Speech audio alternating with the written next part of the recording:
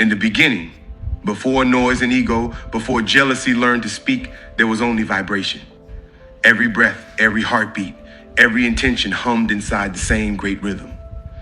Nothing was separate. Everything was cause and effect in motion. That is karma, the physics of the soul. Energy does not care about names, titles, or followers. It moves where attention points it. When love travels outward, it plants equilibrium. When deception travels outward, it hollows its cinder. The universe is not moral, it is mathematical. It listens to resonance. You can lie with your words, but not with your frequency. Each person is a transmitter. Every thought is broadcast, every emotion tuned like a radio wave. The higher the honesty, the clearer the signal. The darker the intent, the more distortion you create, and distortion always collapses under its own static. This is why false power never lasts. It burns bright, then breaks. You feel this truth in your body long before you understand it in your mind. When you enter a room and sense tension, when someone smiles and something inside you stiffens, that is your field reading theirs. Your intuition is a Geiger counter for integrity. Trust it. The universe gave you radar so you would know which frequencies sustain life and which drain it. Now imagine two forces meeting. An empath whose energy expands outward and a narcissist whose energy implodes inward. Attraction between them feels cosmic because it's the collision of supply and demand. The empath gives warmth freely. The narcissist mistakes that warmth for fuel. They orbit each other like star and black hole until the exchange becomes unsustainable. One glows brighter, one begins to crumble. That moment of imbalance is the first tremor of karma preparing to restore itself. The narcissist believes control is power, but power without reciprocity is decay. Every manipulation is a theft of voltage. And stolen energy carries the signature of its source. The empath's light travels through the thief, illuminating every shadow they tried to hide. They think they've conquered love. What they've really done is borrow karma on credit. You are not just a character in their story, you are the battery of their illusion. The flying monkeys, the new supply, the family audience, the co-workers who repeat the script, each one plugs into the same circuit. They exchange gossip, pity, outrage, all of it fuels the central reactor of the narcissist's ego. But when the core power, your attention, shuts down, the whole network flickers. That's collapse. Energy diverted without source eventually starves itself. When you step back, the silence that follows is not absence, it is recalibration. The field that once pulsed with chaos begins to remember harmony. Your body starts repairing the electromagnetic scars of exposure. Your heartbeat evens, your sleep deepens, colors sharpen again. You think it's healing, it's actually physics. Your frequency is stabilizing after interference.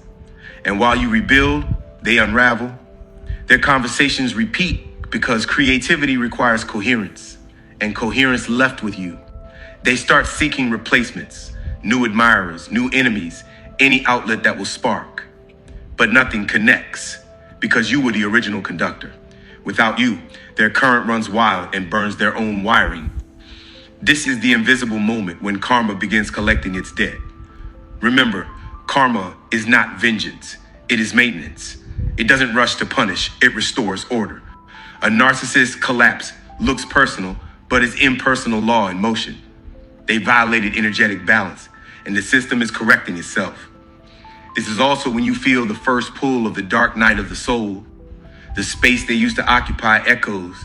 You confuse the quiet for emptiness, but emptiness is fertile ground. Into that ground, the universe pours new data, lessons, visions, strength. Your suffering becomes information. Your compassion becomes technology. Pain recodes you for truth. And right here, about a third of the way through the story, comes the first call to everyone listening. Subscribe and stay with us. Your support keeps this message moving through the collective, helps more people see that energy is real, that karma is science in motion. If you want a one-on-one conversation about how this works in your own life, send an email to the -narc-opp@gmail.com and begin the dialogue. Every relationship you outgrow leaves a signature of growth behind. You begin noticing the rhythm underneath chaos, the symmetry and consequences. You stop asking why me and start seeing what now. That shift from victim to observer is the axis where karma pivots. Observation changes participation. Once you witness pattern consciously, you no longer feed it. Across every culture, the same truth appears in different costumes. Hindus call it dharma, physicists call it cause and effect, poets call it justice, but the motion is identical. Energy seeks symmetry. When you lie, you fracture symmetry. When you act from integrity, you restore it. Every decision is a lever on that balance. Karma is simply gravity for the moral dimension. The empath's greatest weapon is awareness. Once you see the mechanism, you can no longer be bait. The narcissist's greatest fear is exposure, not to people, but to themselves. The moment they recognize the pattern, their illusion dissolves because self-awareness collapses the ego's quantum wave. That is why they flee reflection. It's lethal to fantasy. As your awareness expands, so does your field. People start responding differently. Some will drift away, others will rise to meet you. The ones who leave aren't enemies. They're frequencies that can't survive the new altitude. Don't chase them. The universe never deletes without replacing. Every exit creates an entrance. And then one day, seemingly ordinary, you feel a subtle joy for no reason. That's energy equilibrium returning. It's the first time you experience life without borrowing or lending voltage. You are self-sustaining. That is the embryo of enlightenment. The science behind it is simple: coherence. When your heart, mind, and actions line up, the electromagnetic field around you strengthens exponentially. You become a generator instead of a consumer. The narcissist, who once appeared larger than life, now looks small because they run on external supply.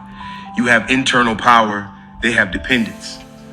Physics favors independence. As you sustain this state, your environment begins to shift. Random kindness meets you at the grocery line. Projects fall into place. You find lost objects, you find new people. That is resonance alignment, your frequency filtering reality. What you call luck is actually karma operating through precision. That's the foundation. Everything beyond this point is expansion. Deeper cause meeting deeper effect, your awareness folding into cosmic rhythm. When you understand this, the fear of karma dissolves. You see that it was never about punishment. It was always about resonance correction. Every lie corrects itself. Every imbalance finds its counterweight. The universe is a self-tuning instrument, and you are part of the song. You begin to feel power differently. It's not about who listens to you or who praises you or even who betrays you. It's about how your energy travels when you're alone. The vibration of your solitude sets the tone for every connection you'll ever make. When solitude feels heavy, your soul is still leaking through open circuits. When solitude feels light, you've sealed the leaks. That's why silence becomes sacred after the storm. The narcissist, meanwhile, lives in perpetual noise. They have to. Noise distracts from the echo of emptiness. You'll notice that after you leave, they turn the volume up on everything. Posting, bragging, collecting new faces. But noise without harmony is chaos. Eventually, even their audience tires of the same song. That's the first collapse, when they realize attention is not affection. And when that happens, energy rebounds. The flying monkeys drift away, confused and bored. The new supply starts asking questions. The old friends stop answering messages. All of them, in their own ways, begin to sense what you already knew. That connection built on deceit cannot sustain itself. Their fuel matrix unravels, wire by wire, until only memory hums, and memory alone cannot power an ego. This is where the balance begins to tilt in your favor, not because you wish them harm, but because you withdrew consent. The universe measures consent as currency.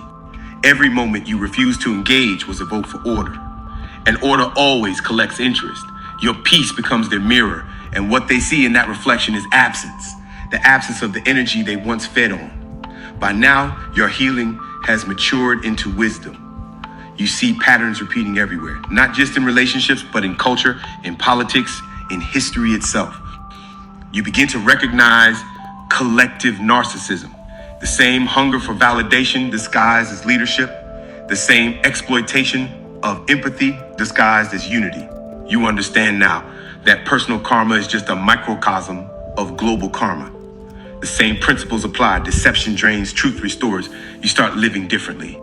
Instead of reacting to injustice, you create justice in your own space. Instead of waiting for apology, you embody forgiveness. Forgiveness, you realize, isn't about them. It's about signal purity. You can't broadcast love through static. Forgiveness clears the frequency. That's not spiritual weakness. It's energetic hygiene. Around this point in your journey, something beautiful happens. Your life becomes evidence. People who once pitied you now study you.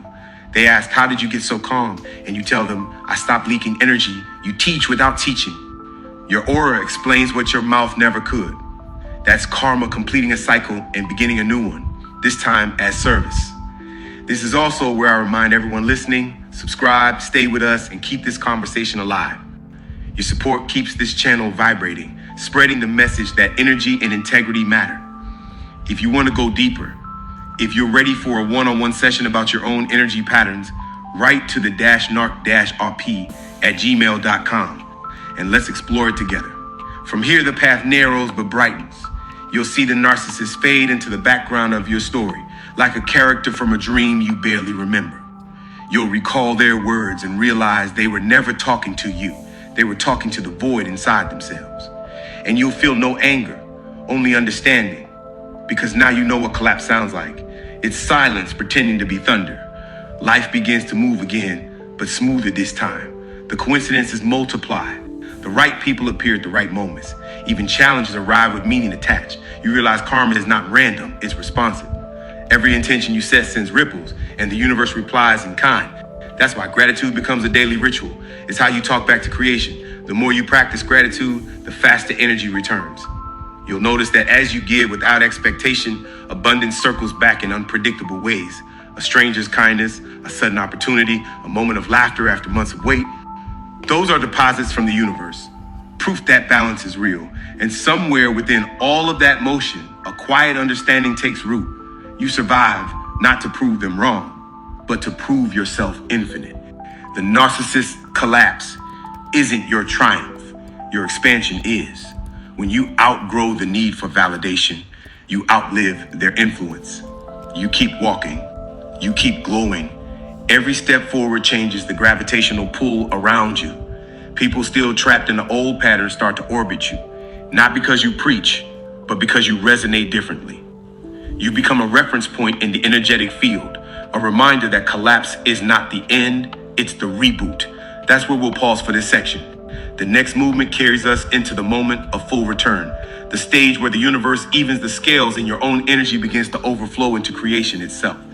And that overflow is where real karma begins to show its face. Not in lightning bolts or vengeance, but in quiet symmetry.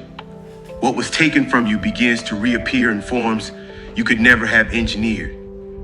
Someone you helped years ago sends an opportunity. A stranger opens a door right when you need one.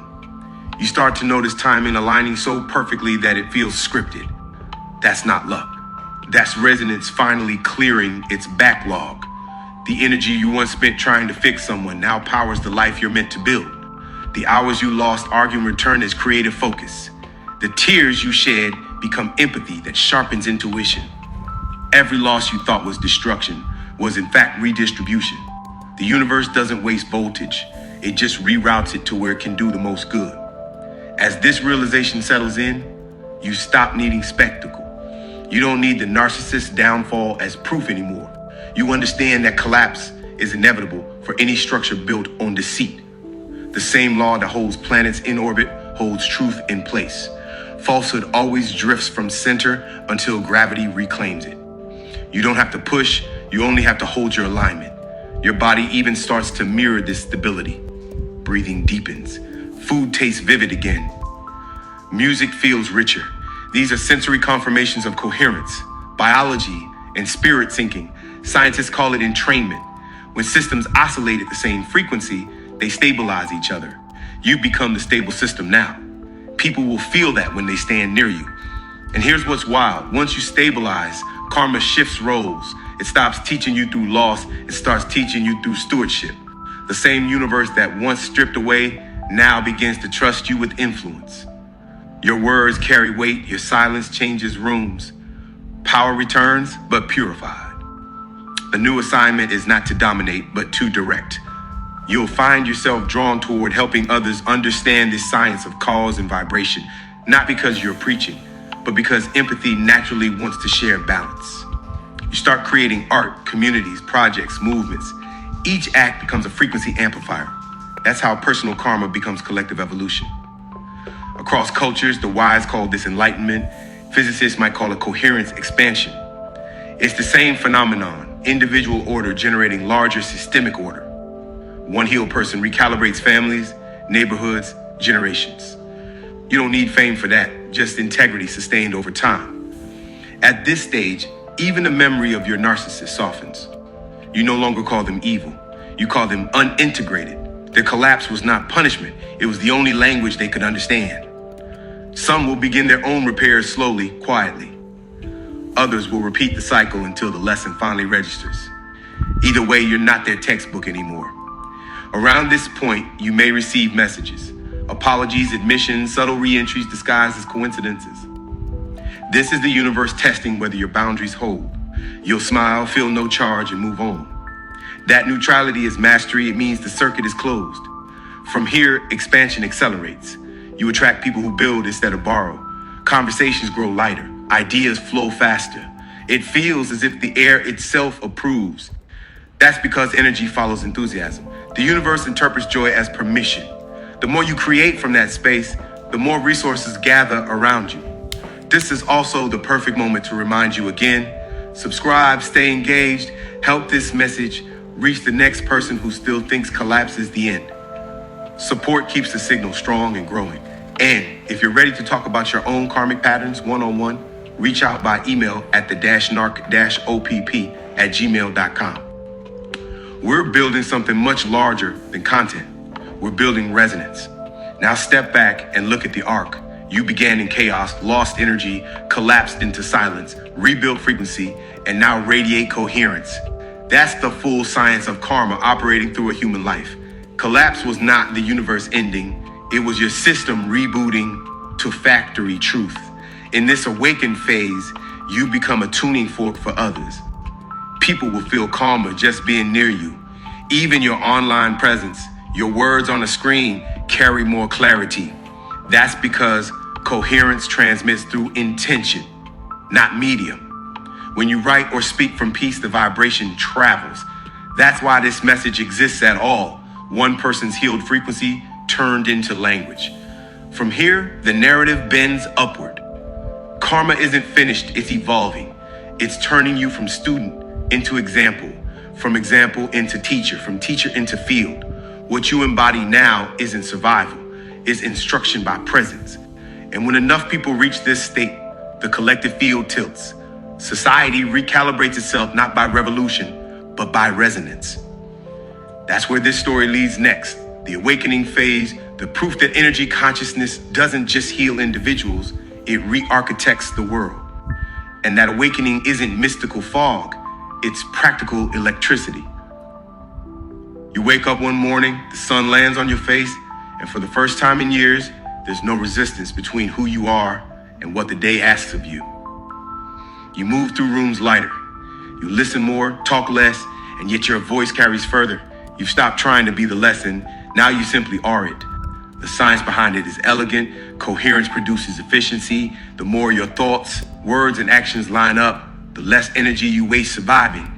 That spare energy becomes creativity. That creativity becomes community. And community becomes culture. That's how one healed frequency alters the collective field. Everywhere you go, small restorations appear. People apologizing without prompting, systems bending a little closer to fairness, strangers helping strangers. That's karma at scale. You don't have to see it all to know it's working. You can feel it. The same pulse that once shook you now beats in rhythm with the world. This is where you realize that collapse was never destruction. It was calibration. Your energy didn't disappear, it reorganized. The storm was simply the universe moving you into position. And from that position, you start sending a new signal: calm power, steady compassion, fearless honesty. The more of us who hold that frequency, the faster the collective collapse of deceit accelerates. And so the circle closes. The narcissist's collapse is not your victory dance. It's confirmation that the universe still works. Balance reasserts itself. You walk forward, carrying knowledge instead of wounds, gratitude instead of proof. If you've been walking this road with us, thank you. Subscribe, share this message, and help keep the vibration moving. Every person who joins expands the field of awareness. Every comment, every view, every act of support keeps the science of karma alive in the collective mind. And if you're ready for a one-on-one deep dive, if you want to talk about your own energetic blueprint and how to stabilize it, reach out at the narc-op@gmail.com. The message is simple. Energy never lies and collapse is not the end. It's the signal that truth is re-emerging. What you send out comes home, refined by distance, purified by time. Live accordingly. This is the NARC OP. Your energy causes collapse. So guard it, grow it, and use it to build the kind of peace that can't be faked. Thank you for watching, thank you for listening, and thank you for being part of this beginning.